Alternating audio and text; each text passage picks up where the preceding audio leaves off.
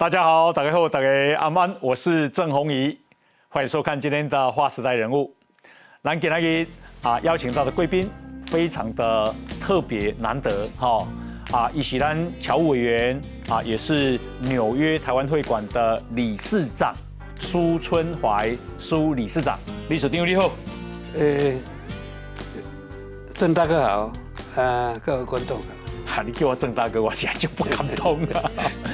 好，因为这个理事长有一个非常非常优秀的前景，伊就是咱美国美商超微 AMD 的董事长兼执行长，伊甲这个美国这间公司这个治理的非常的好，股价现在很高，这是台湾的骄傲。那今天要来甲请教就是讲，这款查囝是安怎教的？那也这优秀，那当然这个女儿这么优秀，爸爸也很优秀。爸爸呢伊是师大毕业，台南人，然后这个读清大迄个年代读清大数学研究所，然后过去美国读公费哥伦比亚大学的数学博士。那么这个他在后来进入纽约工作。那今嘛虽然退休80岁但是依然替台湾打拼。我大家看一下这就是苏春怀理事长伊讲挑战上困难的代志，才有机会创造历史。那么也许今晚上赖清德一挂启示好，那这个他现在是我们的行政院侨务委员纽约台湾会馆的理事长。那么伊捌伫纽约市政府人力资源局做首席统计师。你家己创办英格尔卡车零件进口公司。对。伊是哥伦比亚大学数学这个统计研究所的博士，他都有讲到，这个不容易全额奖学金这个就是苏之峰我想真侪台湾人拢已经真清楚苏之峰伊是即马现在AMD 美商超微的董事长兼执行长。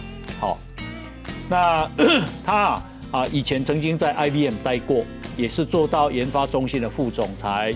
反正他到处被挖角了，因为太优秀了。也在菲斯卡尔半导体担任CTO 的是技术长。那这个苏之峰是麻省理工的电机学士、硕士、博士，而且以博士24岁的毕业这是史无前例，史无前例因为他跳级跳级的，你小学捌跳级不？中学跳级一年，初中1年。大学有无？大学几乎他可以早毕业，但是我说年轻人呢，学技术多学一点。好，所以伊本来是有能力会跳级的。就他大学的话，他可以，他有很多课程，都是高中都学的。哇，厉害！所以伊总共算讲，若是要正常，读到麻省理工学院的博士毕业要几岁？应该他是至少快2年。伊提早2年了。所以比普通将至少紧3档。紧3档。伊是布朗克斯科学高中毕业的那这间高中最厉害。这间高中出了8个诺贝尔奖。这个高中的8个。全世界内底上好个。是边是动物园那间。对。有一个 Bronx 那个动物园好。这拢爱课。这公立学校。公立的10个扣一个。那很难进是爱考掉的对了。考掉，因为他成绩很好。然后他数学会长，他早上6点就上学了。早上6点上学，艺术习惯。上学以来坐公车，到好爱7点钟数学的 CU 班。1000好像跳差不多几十个安尼。你布朗克斯高中，对，1000个才找几十个，找几十个，就是说没有范围的。啊，这些学生呢，哎，拢是渣人嘛，所以拢来读大学的物啊，嚯，布朗克斯就真歹入去啊呢，啊，怎么？啊，你真歹入去内底，伊个1000个，伊个扣几十个啊，对诶，数学资优生，伊就是伊哦，就是。然后，所以他在那边哎，发表那个西屋科学奖啊，西屋科学，然后他也是几乎是那个美国数学国家队，这样伊也出来拢是安那，哎，每一间大学拢买。哦，伊挖角，也太好了，不，啊，就伊这也让刻入去，已经是上个学生是，啊。哎，啊，这个上个学生，你申请大学，没有一个学校会你要麻拒绝。省理工，你就麻省理工。哦，好。那他为什么选麻省理工？嗯，因为你要挑战他喜欢这些玩具的，这电动的东西。嗯。那电动东西有时候坏掉，他就把它拆掉。哦，他拆掉个螺丝连椅，你个爸爸个倒了，会当上。有当时螺丝倒袂好势，就歹去。我袂甘咩，我个要较歹用的物互你用。哦，够会装。你这鼓励伊有这种倾向嘛？朱之峰啊，还得到罗伯特诺伊斯奖章。哦，这有迄个，哎，这有半导体的诺贝尔奖。半导体的诺贝尔奖，了不起。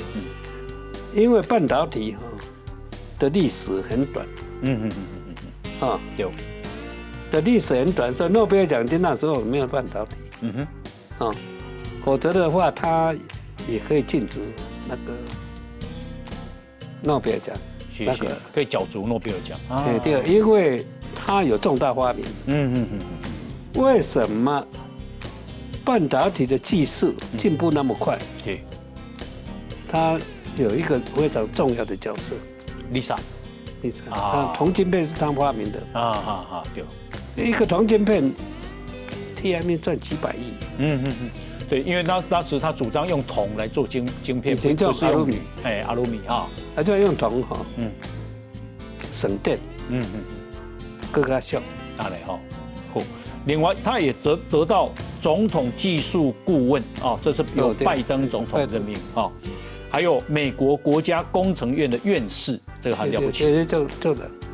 张忠谋模范领袖奖，2019年这个标准普尔 S&P 500企业收入的最高的 CEO 2019年他一年的这个收入就有5850万美金，因为她是第一位女性接这个半导体的执行长。大家都在看领几年，有没有男女同酬？这个领出来美国的 CEO 减15万，一起正薪减15万。对，大家就在批评Lisa 就我说 ，Lisa 其实她也没有觉得我，我就跟她讲，这个钱呢并不重要，最主要是你有这个机会，去执掌这个公司。你都要不做呢？你干嘛要求钱多少钱？对，这本身是一个态度。一共如果3年5年，我把它做出成绩出来，再来争取我的薪水，那更有意义。那就这样。也心态就是安尼。不独立你讲做出成绩，人就你要不人做了，你就要求东要求西，而且做不起来，那个也泡汤嘛。是。你给做起来，85万，有时候他是给股票，用这嘛85万，这嘛是几倍？你要80倍，这嘛是6、7千嘛。是，理事长，伊细汉的时阵，你捌甲推过？捌干呐。体罚。我的也就是说，他是很乖的孩子。阿姨的每一件事情都是超乎我们的预期，我们也对他也非常鼓励他嘛。哎，所以唔捌甲处罚过。差不多无。安尼，伊的乡下足好，你话处罚什么？嘛唔捌甲骂过。玫瑰没有什么了，因为虽然学钢琴或怎么样，讲钢琴要好好学，安尼就是这样。唔捌甲佢偷懒。对，这个囡仔来讲哦，这个也许我们的福分。伊咧高中的时候，初中的时候，人咧打工，咧落雪伊嘛走去他们兔街趁钱，上报纸。伊嘛捌送过报纸。对。送报纸还真早呢。对啊，含同学，你啊同学，所以伊啊同学足侪人进入麻省。因为吃得了苦。这种好学生嘛。吃得了苦。弄好学生。不会说什么逃学的，或者是你若含中国学生做伙的时候，可能会有那个歹习惯嘛。中国学生足侪吼移民去，我做餐馆嘛。做餐馆做餐馆囡仔了，有长啊无长啊，啥物也无太咧管。时间做拢足长。阮这拢是照时间正常，上下班，刷我那个教，我亲身那个调教，做一基本上，即马伫这个世界，随着基本上，谁占尽优势，谁的知识管，地球爱看嘛，要有深度广度，你才有高度，才可以看到未来。当你可以看到未来的时候，就是送你一个 GPS 目标嘛。对啊，一个人要达到那个目标，的路线不是直线。有当时我能要求。对啊，但是 OK， 你一个 GPS 完了以后，你碰到困难，你会这样无路啊，我来转。但是因为你有一个 GPS，所以你只要努力，一定会达到目标，很快。你不会浪费时间，你不会说在那边绕来绕去。所以算是人生的胜利组。他要什么就得到，并且时间是很快，都没有错过那个是。你讲30岁，已经是IBM 会35万的员工，这行长，伊就对伊做赏识，对公司有功德嘛，所以也不会用你。介伤的物，因为普通你读工的人，你就技术派嘛，你无同会当领导人，无领导管理嘛。你会当领导管理，你个技术派的时候，你就可以做你想做的东西。你有一个管理啊。所以 IBM 的执行长李苏之峰30岁的时候就来个挖角啊，就对了。伊入去 IBM 哦，伊甲解决一个铜晶片的技术，替公司赚足侪钱，功劳就是伊嘛。因为因咧做久的时间，开可能要100亿去，做不出来就泡汤一样。他自愿去挑战这个，大家做不出来，下人做出来，对公司拢好嘛。所以伊做出来，其实是倒位来，第一的，伊咧做实验，教授做实验，迄个技术都解决迄个问题，这学问有够。所以伊伫 MIT 的时阵，伊捌实习过。伊是大一的实习的。大一就是暑假，大家因暑假无等下出来，所以伊个铜晶片变成世界半导体的标准。所以你才会讲，其实他搞不好还可以角逐诺贝尔奖，如果有这个奖项。当然功能足大，而且有历史性的发明。所以有那个的话，当然要个培养这种来接班嘛。IBM 的接班。当然了。哦，以你这个求学过程里面，总是个女生嘛，难道她不会想要浪漫啊，交个男朋友吗？当然，在 MIT 也得有啊。哦，那是以大学了，国中、高中那没有时间，没时间搞。大家都同学生，没有时间。在大学当然会有嘛，他会带回家，但是有些那个时间他还在学业当中呢，所以还不太那么成熟的。他也很听话。哇，理事长，这是对一栋大楼用这个 Lisa 的名来那个取名字。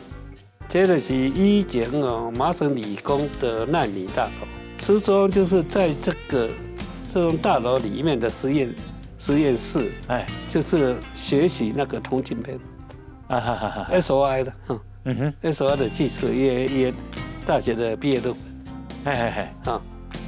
文，所以感觉讲，伊即马已经赚足多钱，他要回馈他的母校，所以这栋大楼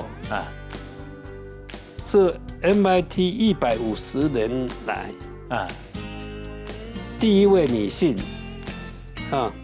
麻省理工用她的名字来命名的大楼，了不起。它的意义在哪里？他说我在这边学到这些技术，后来我赚到大钱，我要回馈这个母校，可以训练更多的这些女性啊，或者是学生可以做出更多的这些发明，来造福人群。伊管我这钱，那个你没有几亿，你大概不能够上名。几亿的美金吼。懂了，他那就股票，我相信他也不会跟我讲。我们也鼓励他做他想做的。Lisa 细汉的时阵，你讲你唔捌甲唱歌过，唔捌甲骂过，那以后你捌甲奖励过无？有啊，你要那个奖励？送电脑给他。这个也很有意思就是说我奖励要送电脑，那时候是 PC 刚开始，他是用 Apple IIe。Apple IIe 这个电脑，他买了电脑以后，他就玩了以后，他就用他学的东西到摩根那个暑假，那个做电脑操作，就是说你买卖股票写电脑程式，结果这个非常成功。他那时候几岁？那时候是高一嘛。高一，然后你送他电脑，然后他就写程式。然后在 Morgan 实习，Morgan Stanley 吗？对。然后2年以后就是股票崩盘嘛，大概是1986年，所以摩根财团损失就最少，因为那个软体。后来那个摩根呢，就是一直要挖他回去的，他说他不要。他说钱太少是吧？他说也不是，因为他认为里面的投资银行，本身就是在玩这个金钱游戏，金钱游戏赚钱，就是说你玩这个金钱游戏的，好像在玩比特币一样，对社会没有贡献，他将来就是要把他研究的东西。做出产品来造福人群，所以他有几个产品呢？它叫做游戏机里玩，因为它研发2个产品，一个是 Sony 的 PlayStation，一个是 Microsoft 的 Xbox，这个是它的王牌，因为这个他做的晶片速度增加1000倍，价钱更便宜，所以世界90%以上都是。一定要用的。哇，贡献巨大呢！贡献巨大，这个不是只有这样。你要去救 AMD 啊，他就是用这个王牌。他走到哪里，他的客户就跟到哪里啊。他一去，几十亿订单就来了。咱来看一下哦，嘿，苏之峰啊是 AMD 嘅挖角，好，伊这个2012年啊，这是这个 AMD 的股价走势图，好，2012年他正式加入 AMD， 到2014年他被升为 CEO， 那么到大概2018年 ，AMD 开始赚钱。那插一句，开始赚钱的原因就是他接的那几年就在研发新产品。好。2018年那个产品出来了。好。2019年又开始赚钱了。2019年那一年 S&P 500的最高薪的 CEO 就是他，5800多万美金。2019年，好，那这个如果2019年就已经领这么多钱了，你看看这个股价，好，你就知道苏之峰领多少钱了啦。现在已经到这里了到这里，那这个股价应该是超过200块了，200块美金。曾经，曾经，那股票是上上下下。对啦，对。这个时阵应该是真凄惨的时阵，上凄惨的时阵。公司快要倒掉。对不对？他的没现金流，要借高利贷。没 cash flow。到不要连家己的大楼都卖掉。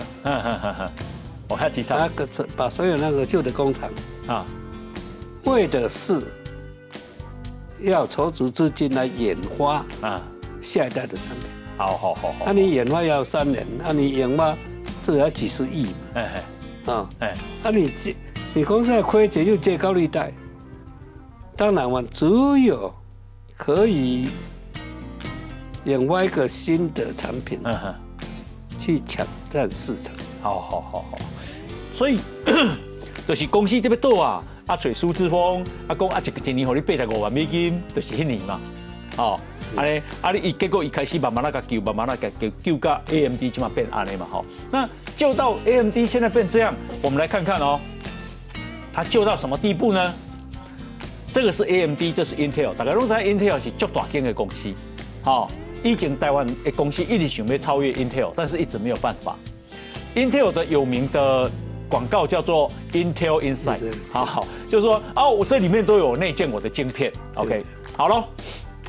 那苏之峰去了以后到2023年AMD 已经营业额到226.8亿美金，营业额是 Intel 542亿美金的大概一半了对。但是员工数 AMD 26000人，但 Intel 的员工数125000人呢，惊人呢，也员工数是也差不多5倍呢，但它营业额只有它的大概1倍而已。那股价呢？股价现在啦，就是讲现在 ，AMD 是165美金，最高到220嘛，现在的 Intel 只有31美金，它的股价是它的5倍了。再来市值现在的 AMD 市值是2675亿美金，你若要给它折算成台币，这差不多是8高条8-9兆。相关是3000亿美金。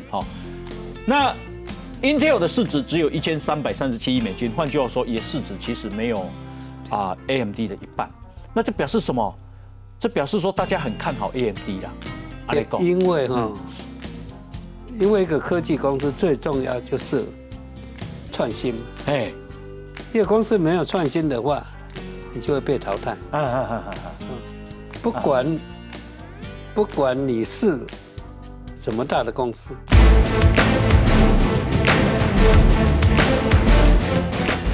一头短白发，利落套装，这是 AMD CEO 苏之峰的标配。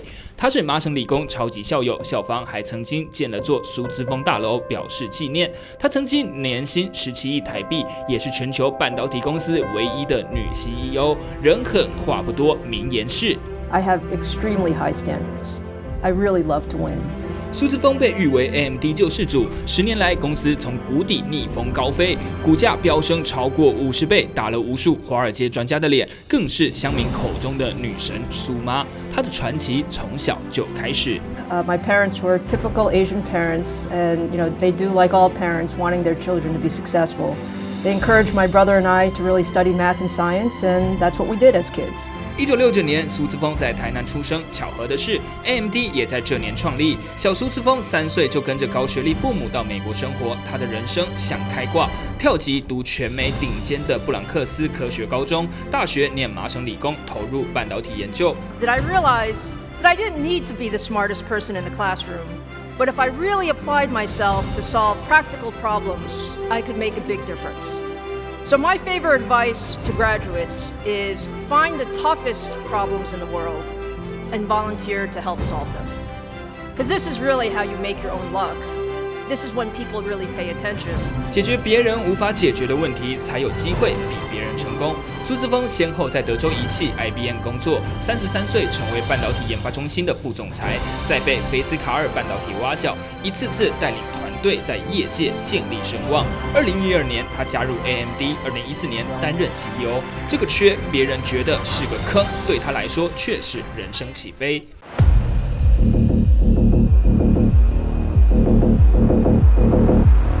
AMD 是老牌半导体设计公司，主要业务 CPU 跟 GPU， 但分别被 Intel 跟黄仁勋的 NVIDIA 压着打，是万年老二。苏姿丰接手时 ，AMD 连年亏损，累计达50亿美元，4年换了4个 CEO， 是公司最黑暗的10年。AMD, Advanced Micro Devices, very painful day for this stock. AMD it's still just surviving, but surviving. Not by a lot. I have to say, coming to AMD actually felt really natural to me. When I think about what's important to me, JT, it's really about how do we do something that truly matters in the industry. And it's always been about that for me. So really, this is an opportunity of a lifetime for me. 最好的机会也是最严酷的挑战。他整顿公司、裁员、瘦身，要省钱，卖专利授权，卖公司大楼来换现金。他跟台积电7奈米合作，整天挂在嘴边的核心战略是 High performance computing. High performance computing. High Performance Computing 高性能计算是针对 Intel 发起的反攻号角。过去 AMD 因为技术问题，只能在中低端跟 Intel 抢占市场份额。但苏姿丰觉得中低端没前途，利润低，附加值差。他筹钱研发高端晶片，终于在2017年开响第一枪，推出全新 Zen 架构的锐龙晶片。Today is a really big day for AMD. I told you, this is the fastest 8-core desktop processor in the market today. We have the results to show you. Our competition is priced at $1,000. AMD Ryzen $499. 叫板 Intel， 我的晶片好，价格比你更便宜。锐龙晶片性能一口气比之前提升了52%，从第一代发布开始时就受到瞩目。锐龙加上商用的 EPYC 晶片问世，让 AMD 飞速向 Intel 攻城略地。By mid-2018, its market cap had shot up to over $30 billion. Almost exactly 5 years after the release of Ryzen in 2022, AMD passed Intel in market cap for the first time. 2022年搭着 AI 顺风车 ，AMD 市值赶超老大哥 Intel， 现在已经是遥遥领先。不但累积大量粉丝，玩家也为了能打破 Intel 一家独大的局面，纷纷喊出 AMD Yes。10 years sounds like a long time, but it's actually a very short time. I think the most enjoyable part for me is I love to build products, and I love working with our customers to see those products in action. The beauty of semiconductors and technology is we're working on the technology that's making such a difference in the world. Like, I love to say billions of people use AMD technologies everywhere, and we want more and more people to recognize that technology can help make your life so much better. 在 AMD 的10年，头发由黑转白。苏姿丰曾说，这些年间是一场又一场的豪赌。半导体研发周期长，几十亿丢下去，3-5年后才知道赚不赚钱。幸好他一直相信自己。2014年有记者问过她，成为 AMD 首位女性 CEO 是不是个里程碑？苏姿丰说，希望几年后人们评价我，关注的是我带来了什么，这比我是不是第一个女性重要多了。她的回答应该是这10年传奇最好的注脚。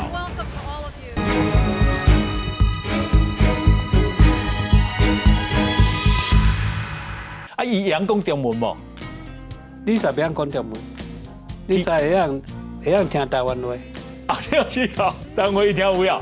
啊，为什么呢？嘿，你细汉吼，阿嬷咧讲，阿嬷你讲就转电视看苏艳文，啊，所以伊看，所以我现在跟他讲台湾话，他听得懂，他说哦，伊听有啦，讲台湾话伊听有，啊，伊会讲台湾话无？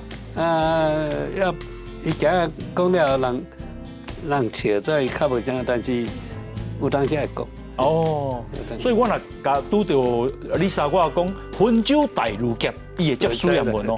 你知啦，你知3岁嘛？那跟黄仁勋不一样嘛？黄仁勋9岁来美国嘛，所以已经上小学了嘛。黄仁勋哈，黄仁勋的中文甲台语的基础比Lisa较好啦。当然较好，有读书，伊加6岁嘛。听伊讲恁是共一个阿祖呀？对，因为是安那呢？黄仁勋的妈妈吼，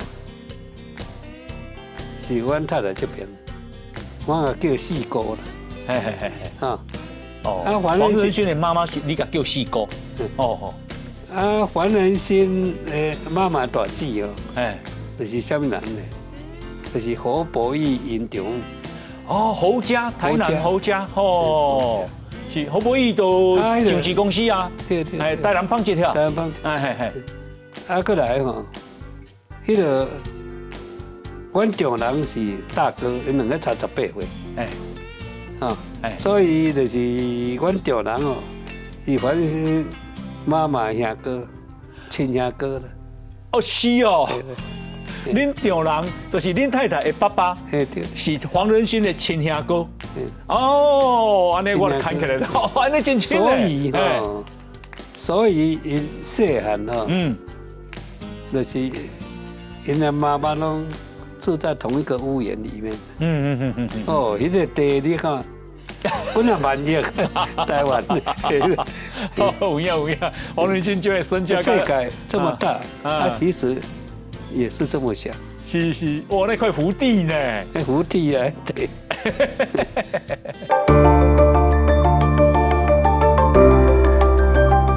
Computex 电脑展 ，NVIDIA 黄仁勋 ，AMD 苏姿丰，2座 GPU 大山在台北各领风骚。We have 16 Zen 5 cores, 32 threads, up to 5.67 gigahertz boost, a large 80 megabyte cache. At 170 watt TDP. This is the fastest consumer CPU in the world. 演讲中趁机秀出新产品，苏姿丰还找大咖惠普、Acer、石崇堂来助阵，奇珍也强调与台积电关系稳定。而黄仁勋的演讲把主角光环套在台湾身上。Where everything NVIDIA does begins, our partners and ourselves take it to the world. Taiwan and our partnership has created the world's AI infrastructure. 背景荧幕是 NVIDIA 供应链伙伴的 logo 墙，在世界级的大舞台感谢台湾给足面子。黄仁勋跟苏姿丰2人都是台湾儿女，但 NVIDIA 跟 AMD 是属于竞争关系。这次来台往不见后，很难想象2人可是亲戚，来自台南望族罗家。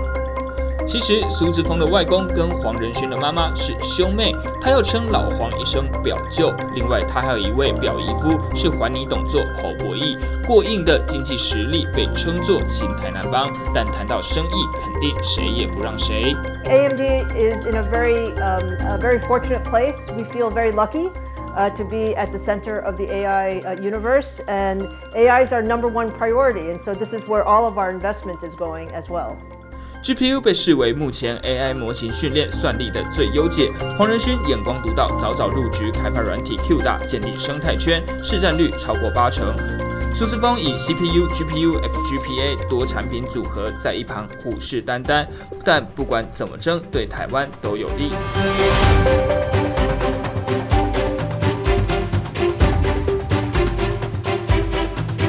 台湾代工占全球 AI 伺服器90%出货量，被誉为 AI 军火库。因此，上游厂商不管怎么争，大环境好，供应链就受惠。而苏黄来台，当然积极巩固跟台湾以及供应商的关系。黄仁勋大张旗鼓请吃饭，苏姿丰则私下拜会。In this world, you need to really have close partnerships because no one company can do everything by themselves. One of the things I announced today is that we're actually expanding and accelerating our AI roadmap. So now we're doing, every year we have a new product family for our new GPUs. And that requires us to work even more closely together with all of our partners to make that happen. 为了加深与台合作 ，AMD 加入大 A Plus 计划，霸气宣布投资台湾50亿盖研发中心，厂址还考虑选在家乡南部。NVIDIA 则是已经准备要盖第2座 AI 研发中心。其实照目前人工智慧市场来看，仍然是不断成长。NVIDIA、AMD 很大可能是齐头并进，供应商当然也跟着被带飞。这对来自台南一敌一亲的表舅侄，已经成了台湾发展的新火车头。这个理事长啊，义工啊，他去到纽约，他发现纽约很多优秀的人都犹太人，那他就想说，那犹太人为什么这么优秀？他才发现说他们是受到塔木德经的影响很深。好，可不可以请教你，塔木德经为什么你觉得这么重要？塔木德经呢，就是点有一个经典，这部经典哦，写1000章，是西元前500年到西元后500年，那犹太人因为亡国嘛，蒙国嘛，所以伊的文化拢就是教修的，叫什么智者，应该叫做这教士，教士，遐把这日常社会发生的代志写来，你想要安怎教囡仔？是，要安怎教囡仔才会成功？要安怎投资？要安怎做生意？这个拢给写出来。这写较很重要呢。犹太人伊信的就是犹太教，你若信犹太教，你就是犹太人。所以犹太人各种种族拢，伊规定足严，就是讲你要守2个教义。你礼拜6，就是你拢爱踮厝里休息、读册。就是读2本册，一生都拢读这2本册的。一部是旧约圣经，古约圣经，伊无读新约的。因为他们不读新约。是啊，他无读新约。因为他们认为耶稣不是一个救世主，因为耶稣是要救世界的人，不是要救你犹太人。耶稣对你犹太人的复国无讲的。塔木德经就是咧教就是咱有一个百科全书教你的文化、宗教、医学，什么的知识。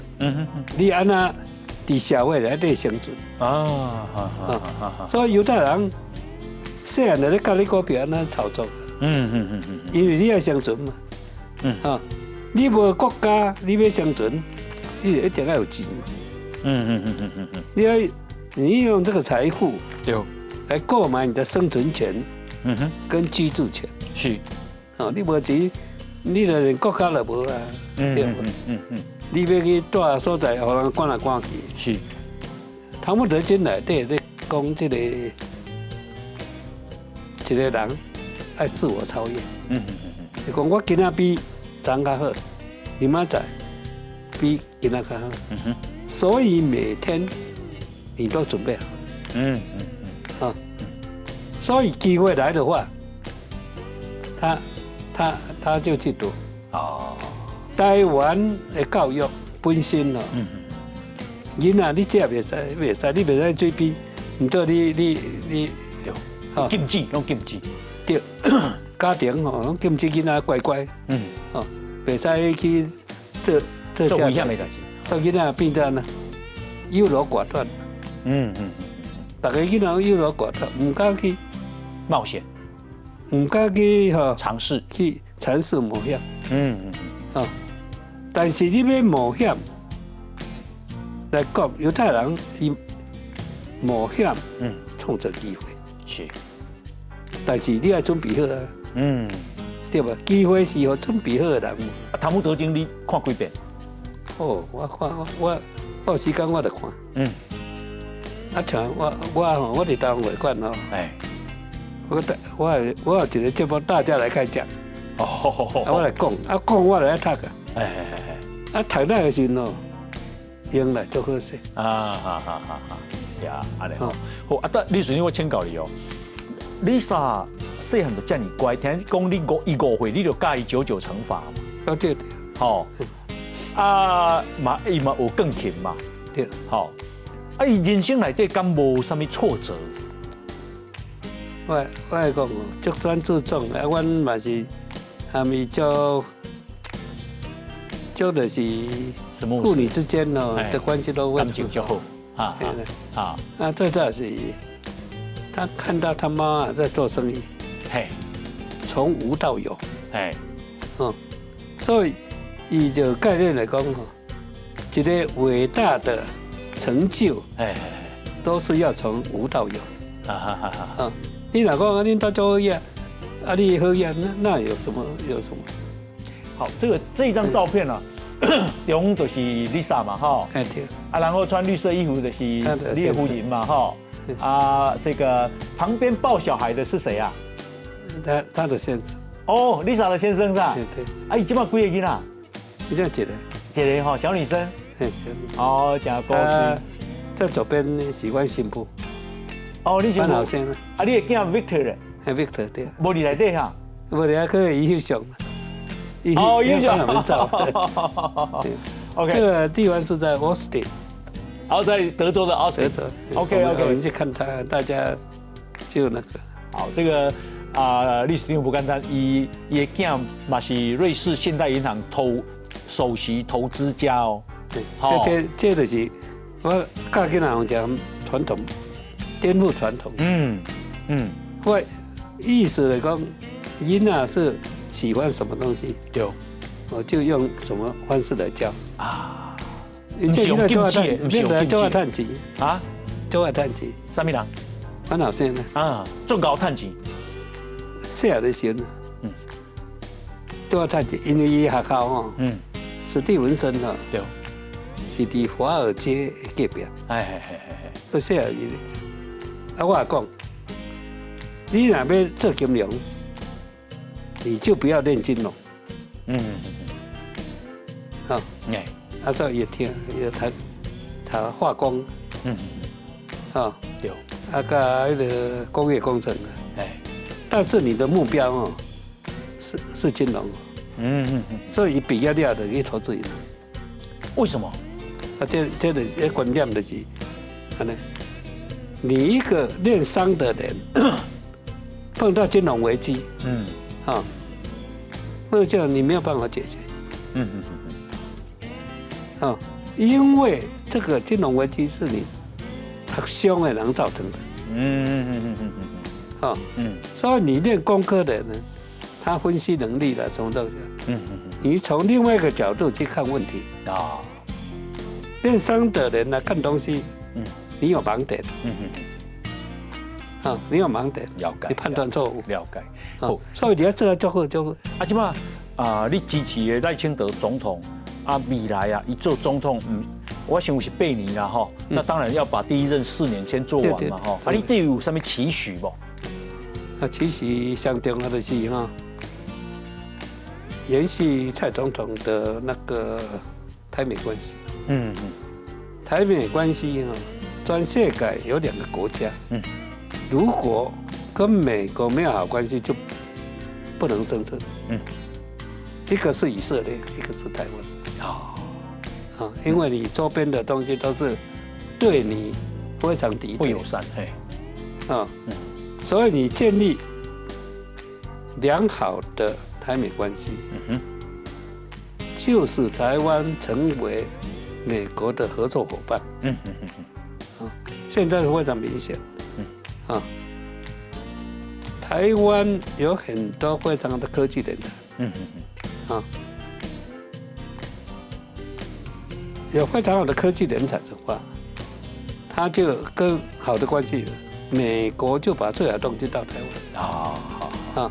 台湾人现在半导体就是环能性、数字风嘛，这两个人研发东西，台积电、台积电制造，有制造的，你有大订单的话，你代表你整个供应链都受益。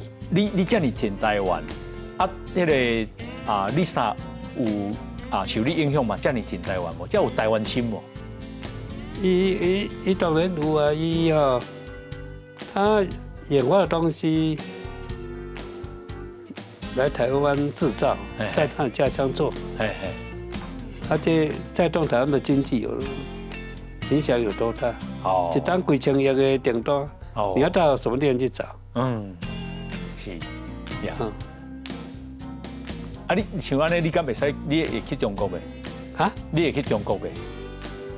我看袂啦，因为去中国，一种制度变来变去所以你也不要去世界很多所在人去，都不要去了。你估计11月美国总统大选，啥物人会调哈？美国当然。50-50的，对台湾较好。其实这是两党共识，两党都有一个国家的，因为对台湾的这种态度是两党，不会说因为你总统来就改变。OK， 因为你国会至少这个民主党、共和党拢挺台湾，就是国会。美国国会的水准非常的高，他会按照你事情来判断，你这个国家的利益第一，了解。那台湾的国会应该这样，国家利益第一，政党次之。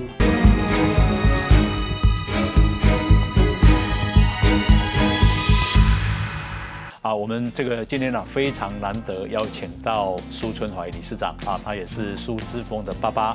那他今天这个分享了这个他怎么教育这么优秀的女儿，而变成现在国际上科技界最了不起的人物对全世界有这样的贡献。那同时，咱嘛感谢伊对台湾的心，对台湾的情到现在都还在回馈台湾，都要跟你拍拼。非常感谢理事长，感谢郑大哥。